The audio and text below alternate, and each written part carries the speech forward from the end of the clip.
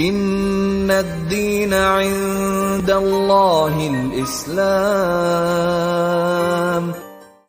بسم اللہ الرحمن الرحیم۔ صرف 5 منٹ کا مدرسہ قرآن و حدیث کی روشنی میں۔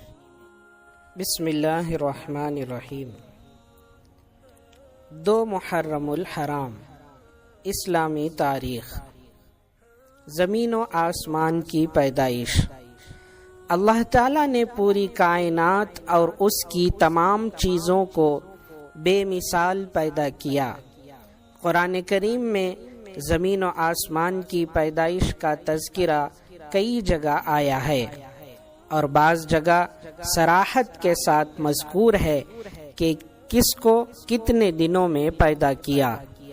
ان تمام آیتوں کو سامنے رکھنے کے بعد پتہ چلتا ہے کہ پہلے زمین کا مادہ تیار کیا گیا، اور وہ ابھی اسی حالت میں تھا کہ آسمان کے مادے کو دھوئیں کی شکل میں بنایا گیا، پھر زمین کو موجودہ شکل و صورت پر پھیلایا گیا، اور ساتھ ہی اس کی تمام چیزیں پیدا کی گئیں۔ اس کے بعد 7 آسمانوں کو بنایا گیا۔ اس طرح زمین و آسمان اور اس کے درمیان کی چیزیں وجود میں آئیں۔ یہ سارا کام کل 6 دن میں مکمل ہو گیا۔ خود اللہ تعالی قرآن پاک میں فرماتا ہے، ہم نے ہی زمین و آسمان اور ان کے درمیان کی چیزوں کو 6 دن میں پیدا کیا، اور ہمیں ان کی پیدائش میں تھکن کا کوئی احساس نہ ہوا۔ سورہ قاف آیت نمبر 38۔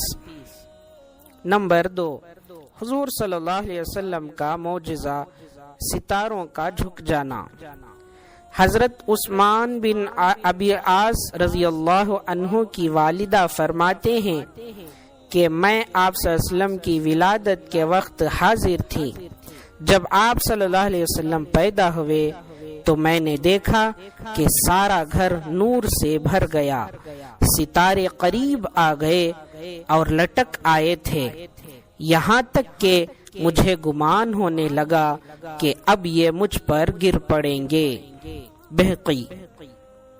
نمبر 3، ایک فرض کے بارے میں، نماز کے لیے پاکی حاصل کرنا۔ قرآن میں اللہ تعالیٰ فرماتا ہے، اے ایمان والوں، جب تم نماز پڑھنے کا ارادہ کرو، اگر تم باوضو نہ ہو تو وضو کرنے کے لیے اپنے چہرے کو دھوؤ، اپنے ہاتھوں کو کوہنیوں سمیت دھوؤ، اور اپنے سروں پر بھیگا ہاتھ پھیرو، اور اپنے پیروں کو بھی ٹخنوں سمیت دھو، اور اگر تم جنابت کی حالت میں ہو تو نماز سے پہلے سارا بدن پاک کر لو۔ سورہ مائدہ آیت نمبر 6۔ نمبر 4، ایک سنت کے بارے میں، دعا کرنا ایک عبادت ہے۔ قرآن میں اللہ تعالیٰ فرماتا ہے، مجھ سے دعا مانگو، میں تمہاری دعا قبول کروں گا۔ سورہ مومن آیت نمبر